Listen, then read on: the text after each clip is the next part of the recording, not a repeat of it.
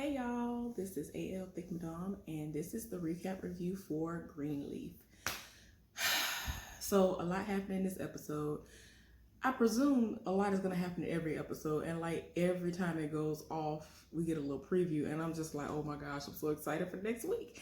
But anyway, y'all, let's go on ahead and get into this. So it starts off showing Grace going into Sophia's room. Y'all already know that Sophia has basically lost her faith in God because she can no longer have kids, and she does not do church anymore. And y'all know she was like at the forefront of it all. Her mama was like at the level that she's at now, and now it's the complete opposite, y'all. So anyway, she's trying to wake her up, and she's looking at her like, girl, ain't nobody trying to go to this service. And then it just gets to the point where she's just like, okay, I'll go to brunch and whatever, I just really don't want to go to the service. And she was like, I've been up all night talking to people from school, and apparently the pictures have resurfaced. Somebody, that's why I was like, okay, y'all must not know how real life works. Because somebody, I guess, downloaded copies of the lewd photos of Sophia and re-uploaded them to the internet. And she's in her feelings about it, and she is very much so against even trying to go back to school, because it's going to be the talk of the school. So I mean, I get it, but I'm just like, girl, anyway, she does not want to go to the service. Y'all already know that there's going to be a service at the house because nobody is trying to go to the actual building, because it's going to be some foolishness. It's going to be some Phil cooning sessions going on, and ain't nobody got time to subscribe to that. So anyway, Jacob was in minding his business, getting ready. Here come Carissa. Y'all, I really cannot with Carissa. Carissa irks my soul. And I mean, she always has. So she come in the room, you can tell he getting ready for the service, and I'm just like, girl, please go somewhere and sit down. But anyway, y'all, the service is now underway and everybody's in attendance, including AJ. And I was like, oh, okay, y'all was able to round up everybody. Corinne is there. Charity has led everybody into some song. And I'm just like, girl, you need to just be a part of the music industry. And that's it. Like, just the music ministry. Let me say that. I said music industry. But yeah, she tried that and they didn't work. Because every time we look around, she want to be with everybody who she see and not realize that they're using her. But I digress. Yeah, she needs to just be in the music industry. I mean, I keep saying music industry. She just needs to be in the music ministry. Lord. But I don't know. For me, I don't see her as no pastor, but we all know that there are pastors out there who sing and they do both or whatever, but maybe that's her. But as for right now, I don't see it. But whatever. Y'all, Carissa is there. And in my thought, every time I see her, I'm just like, why are you here? Why are you trying to be in on family moments when you are doing everything in your power to continuously tear the family further and further apart? You already know they're going all the way through, but here you are. I just don't understand. And I mean, I understand this is supposed to be like the Christian thing to do and just, allow her to be there. And, the children are related to everybody in the house because of Jacob's blood. But in my mind, I'm just like, why are you here? I digress. I'm sorry, y'all. She irks my soul. But anyway, y'all, Carissa is there. And then she keeps making these remarks. And I just keep looking like, why are you here? Have fun? Why? Okay, y'all. It got so bad that Bishop had to say, concentrate on what Jesus has done for you and settle down. I was like, you better read, Bishop. You better read. Oh, that gave me my life. Anyway, so Lady May is, of course, the one who is delivering the message. She's the one who is doing the sermon, and it's supposed to be about new beginnings. And they didn't really show it like that, but after it was all over, when they finally went back to the scene, everybody was like, oh, well, we enjoyed the message, whatever. Y'all, the brunch is happening, after all of that. And you know, they had this big spread. I was like, what, why y'all? I mean, I literally believe that everybody who was in attendance at the actual building at Calvary could have been up in there eating and had at least one full plate to themselves, because that's how much food was up in there. And I'm just like, why? But anyway, y'all, Noah and Grace are talking, and I was like, oh my gosh, why does heifer lose her virginity at the church house? I was just like, no, she lost her virginity there, and that's probably pretty much how AJ came about. And I'm just like, oh my gosh, somebody please stop. Y'all, Lady Mae is, you know, doing what she do, and she's about to leave and go and talk to Tara, or however she pronounces her name, James, about the house. She feels as though all y'all Greenleaf men have gone down there and y'all have been unsuccessful. You gotta leave it to the women folk. We're gonna go down here and get it done, and this house debacle will be put to rest once I step foot in there. And I'm just like, oh, okay. So Carissa and Jacob are sitting Zora down and letting her know that they're getting a divorce. You can tell that she's in her feelings, even though she want to play like she hard. She really is in her feelings about it. And they are going to take Winky somewhere to break the news to him as well. And you know, they're going to need an actual professional to help break it to him, because you don't know how a small child would react. And I think that is smart. So I am glad that they're going to do it like that if the divorce actually does happen, which I hope it does, because I'm tired of Carissa. I'm sorry. Anyway, the bishop is having a one-on-one with AJ, and I love it. I really do love it. And AJ seems to be coming around. He seems to be a lot more comfortable around the family as time progresses. So I love the fact that him and Bishop are having a one-on-one. Y'all, May is talking to Tara. And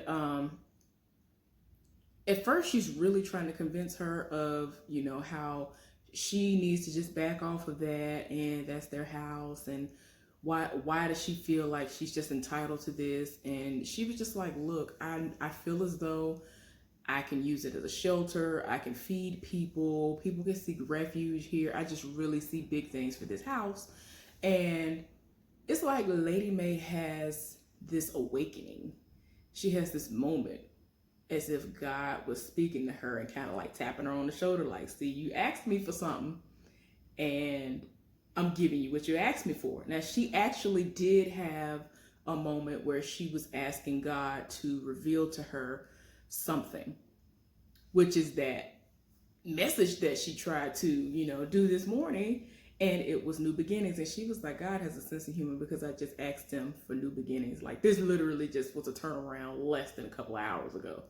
So for God to basically seem to deliver what she was asking for, she's kind of like, wow, I wasn't expecting this to be the answer, and which is why she feels as though God has a sense of humor. Y'all, AJ and Bishop are still having their one-on-one moment, which I again love.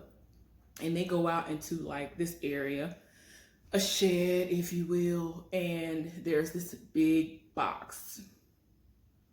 Apparently it is something that Bishop wanted when he was a lot younger, and it is pieces of a car.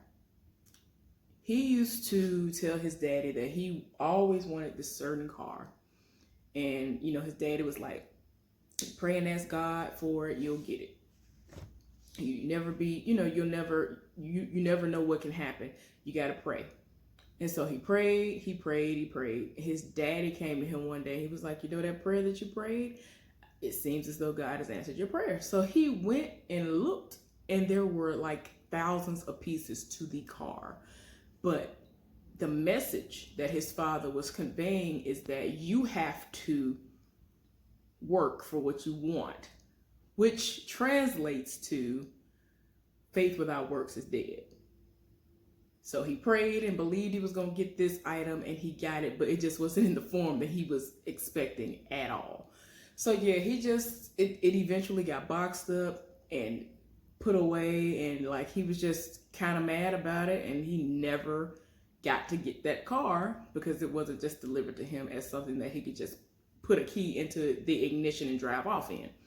But he asked AJ what was his dream car and all this other stuff. And, eventually it just got to the point he was like, look, I just want something that I can drive. I don't really care. But yeah, my dream car is a Beamer. And he was like, oh, okay. So it just got to the point where he was just like, look, if you are willing to help me put this car together, the car is yours. So I was like, okay, then y'all better go on ahead and have y'all moment. Like, that's more time that they can spend together. So I'm here for that. Y'all, Grace is talking to Noah, and he could tell that she's like not really all there. She has not slept at all or very well in weeks, all because of everything that has been going on with AJ. And so he was like, well, you need to rest. And so she was like, no, I just need some coffee. He pulled a pillow out. Y'all, they could have just gone ahead and played Lay Your Head on My Pillow and just relax. And I would have been done if they had did that. Like, softly play that, I would have been done. I'd be like, you know what? Y'all better do that. But of course they didn't. But I would have been here for it.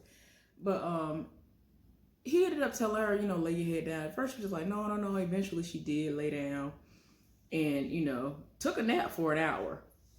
She didn't even realize that she was out like that. Because I think that her doing so was just kind of like, okay, let me just appease him and just lay my head here. But she was so dog tired that she actually fell asleep.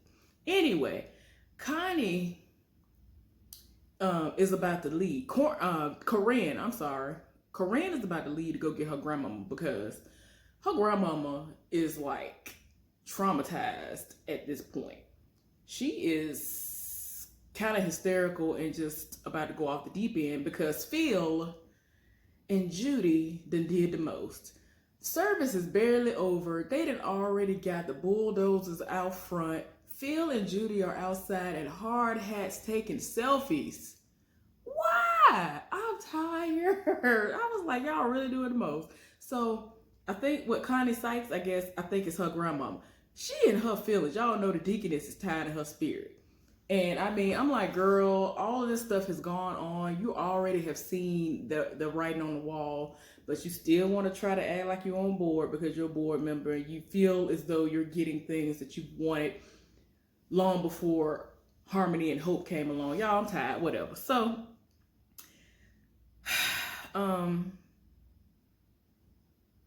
AJ and Bishop are still having these moments together, and I'm here for it. They finally are eating. Y'all, Bishop initially came to AJ and was like, you ain't gonna eat? He was like, yeah, I'm gonna eat, but, I'm just trying to wait for the line to die down. Y'all, they showed Carissa and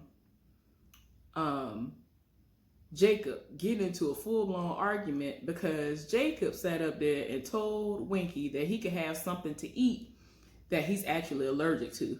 And I was just like, ooh, Lord. Because at first I was like, what is all this hollering and screaming about? Ooh, Lord. I'm like, somebody please hurry this divorce along. I'm tired of both of y'all. But I'm just saying, he should know what that child is allergic to. Ain't nobody got time. My daddy even knows what I'm allergic to. He knows not to give me certain things or have certain animals around me and all of that. So, Jacob, you need to get your life together. But yeah, so Lady Mae came back. They were in the middle of talking. AJ had gotten him a plate and he was finally about to eat. I think Bishop had him like a cup of coffee or some tea. And they're talking, and then Lady Mae enters the room, comes back into the house because she's done talking to Tara. And so he was like, oh, hey, how'd it go? And so she was just like, you could tell she's just like frazzled or whatever. And I'm just like, ooh, Lord, ma'am. Ultimately, she was just like, I think we need to give her the house. So Bishop was looking like, what? She was like, I think Jesus is telling me to give her the house. And so he was like, Jesus ain't saying nothing to me. Y'all know Bishop ain't trying to hear none of this. And so, she's adamant about it. She was like, I think Jesus is saying that I need to give her this house. Lord. So anyway, Jacob and Carissa talked to Zora about the divorce, and Zora then went off and she was like, this is crazy. You should have divorced mom a long time ago. Now she's trying to be very defensive about her mama because she has seen with her own two eyes how often her daddy has literally cheated on their mama and she kept on taking him back. And she doesn't know about her mama's, most recent indiscretions. And so, like, she was just like, why are you taking up for him? And, like, she really was reading her dad and was like, what's the point of even doing all this now? Why are you waiting until now? This should have happened a long time ago. Who's she gonna get now? Like, her mama is older now. Like, who's she gonna get, an old rundown man? Like, she really was reading. And I mean, I was like, you kind of right, but I see what you're talking about. But I mean, it's still possible. But yeah, she just don't know what all of the pieces of the puzzle are. She don't know all the pieces, y'all. Anyway, it got to the point where she didn't even care whether or not her parents were gonna allow her to be excused. She excused herself, and you could tell she was really upset. She went on back to the cabin and all of that, y'all. AJ and Sophia are talking, and what is even happening? Did I go all, I feel like I went all over all this again, but I didn't. I don't know why it seems like that. I guess because so many things kind of seem like it just happened over and over and over again. I don't know. But anyway,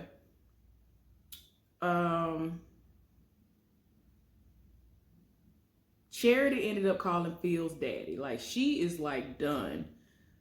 Like, after she was told what happened by Corinne, she ended up calling Phil's daddy. And he thought that it was Grace calling. And so she was like, no, it's another Greenleaf. It's Charity. And so, like, he already wasn't going to be here for her no way. And he was like, I was about to be a DeMars. So he was like, you got 2 minutes. So they end up talking. Apparently, she talked to him longer than 2 minutes. And, she was just like, I really need your help. And, like, she's really trying to get some answers because she really feels like he knows more than what he's leading on. And it is apparent of that anyway. So I'm just like, Lord, is he actually going to give y'all the information that you're looking for that could actually help save the church? Y'all, like, this is how desperate she is. Like, this is total desperation at this moment because the most is going on. Y'all, AJ and Bishop, like I said, they're having it one-on-one. I already told y'all about that.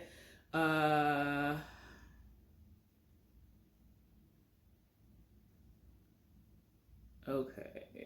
I don't know why it seemed like this kept going back. Anyway, she was still trying to talk to the daddy, and he was like, you've been talking too long. It's been over 2 minutes, and the river flows one way, and eventually he hung up on her. I was like, Lord. But from what we see, some stuff is gonna pop off later on. We gonna see how it go. But yeah, right now he doesn't seem like he's on board, but I really do feel like he's gonna come around when we least expect it. Y'all, Sophia and AJ are talking, and he's like, what do you actually want? And basically what you really can actually attain, because everything that she's trying to talk about is not attainable. Girl, yeah, we know you want the pictures to be down forever and nobody to access them. Somebody took pictures, somebody downloaded the pictures, screenshots were taken or whatever. Anything that has been uploaded is gonna forever be out there. No matter how much you think you scrubbed the internet, you will not be able to get rid of that. So she was like, well, I guess I want to be at home with you and Zora and not go back to school. And he was like, okay, that's fine and dandy. Okay, let's say we do that. We just be here and grow up together and go play tag out in the woods. And y'all, AJ was reading. I'm telling you, when I tell y'all I was done. I'm here for it though, because it's the truth. I'm tired. He was reading the fact that Carissa, Jacob, and all these other adults are all in the house living with them. He was like, you're going to have to leave at some point. Like, this don't make no sense for them to be still here at the house. Look how grown these people are. Everybody 40-something in that house and just living there like it's just normal. Now, I know in other cultures it's normal. It is normal. But here in America, that's not normal. It's becoming the new norm because of how the economy has been over the past 10, 15, or however long years or whatever. But for us, they love saying when you're 18 years old, especially if you're a guy, you need to get out of the house. Go get your own, establish things on your own. So that's the standpoint that I'm coming to y'all from. That's just what I'm saying. But yeah, AJ was reading, and I was like, oh my gosh. Y'all, Zora and Grace are talking because Grace was told some information by Noah that she thinks might be vital in doing what they need to do for the house. He was talking to her, about how when he was living in the cabin, which is the area that Zora lives in, he said that he ran across this journal or some kind of book that had information in it that the caretaker at the time had written. And apparently the caretaker was white. That shocked Grace anyway. So the caretaker kept talking about how a Negro kept stopping by the house.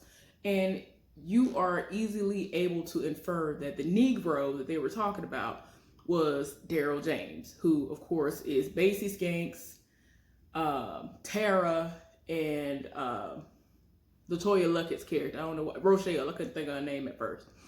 They daddy. And, you know, I'm trying to understand what the connection is going to be.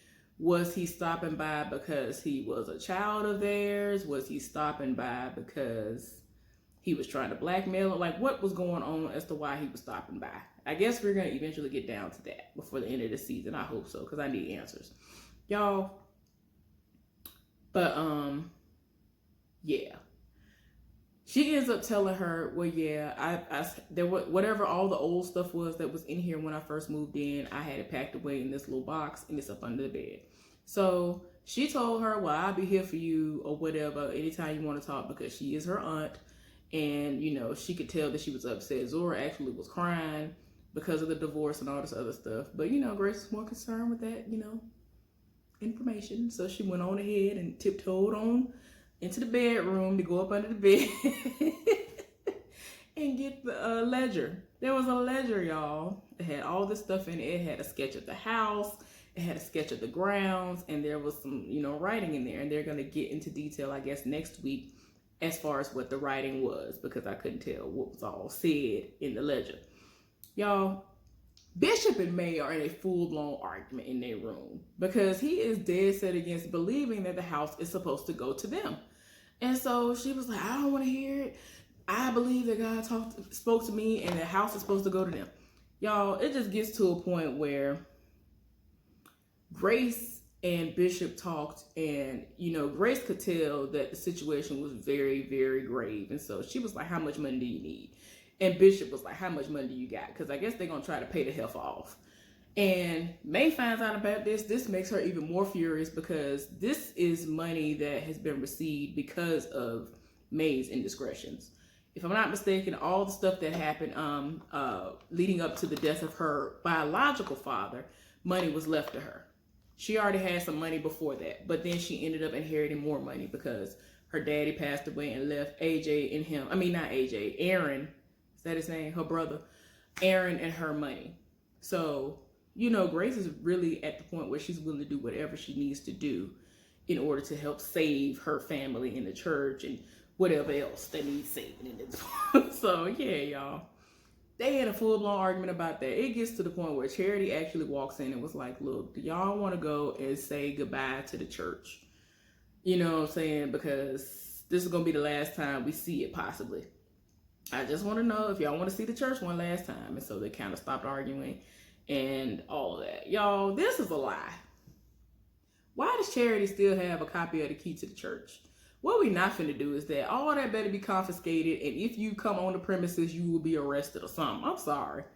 Because after, this is what happened with my daddy. I already did a story time on how the pastor tried my daddy. My daddy was the, over the trustee board at the church. Like, my daddy was everything. My daddy used to do the most for that church, for that pastor.